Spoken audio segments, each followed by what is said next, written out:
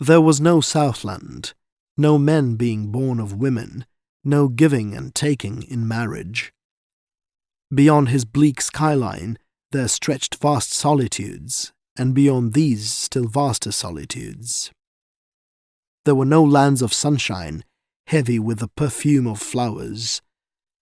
Such things were only old dreams of paradise.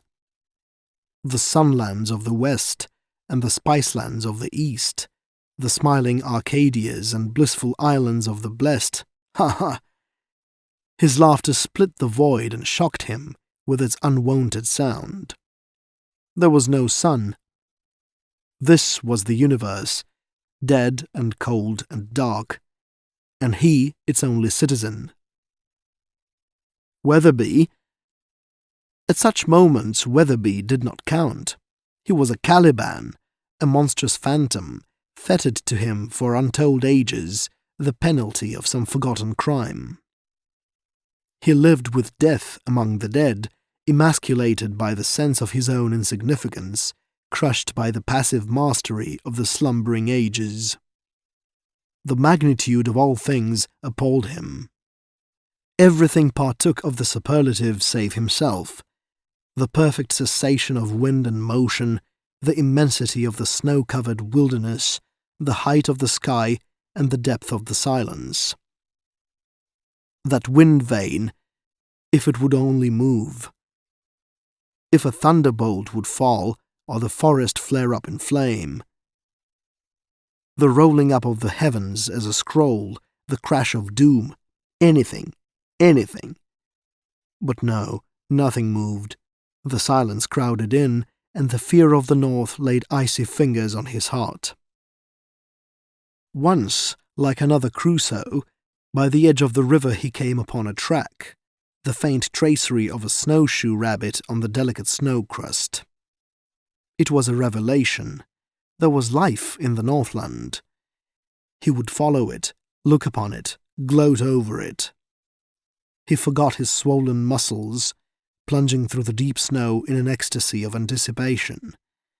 The forest swallowed him up, and the brief midday twilight vanished, but he pursued his quest till exhausted nature asserted itself and laid him helpless in the snow. There he groaned and cursed his folly, and knew the track to be the fancy of his brain. And late that night he dragged himself into the cabin on hands and knees, his cheeks frozen, and a strange numbness about his feet. Weatherby grinned malevolently, but made no offer to help him. He thrust needles into his toes and thawed them out by the stove.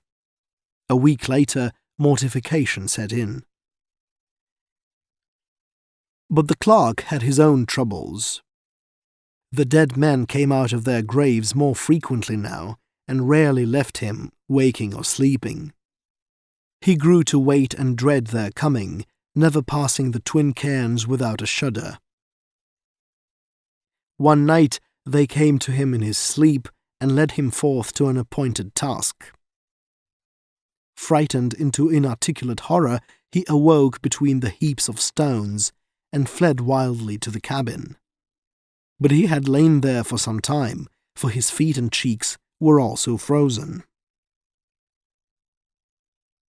Sometimes he became frantic at their insistent presence and danced about the cabin, cutting the empty air with an axe and smashing everything within reach. During these ghostly encounters, Cuthbert huddled into his blankets and followed the madman about with a cocked revolver, ready to shoot him if he came too near. But recovering from one of these spells, the clerk noticed the weapon trained upon him.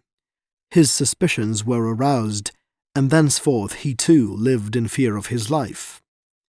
They watched each other closely after that, and faced about in startled fright whenever either passed behind the other's back. This apprehensiveness became a mania, which controlled them even in their sleep. Through mutual fear, they tacitly let the slush lamp burn all night, and saw to a plentiful supply of bacon grease before retiring. The slightest movement on the part of one was sufficient to arouse the other, and many a still watched their gazes countered as they shook beneath their blankets with fingers on the trigger guards.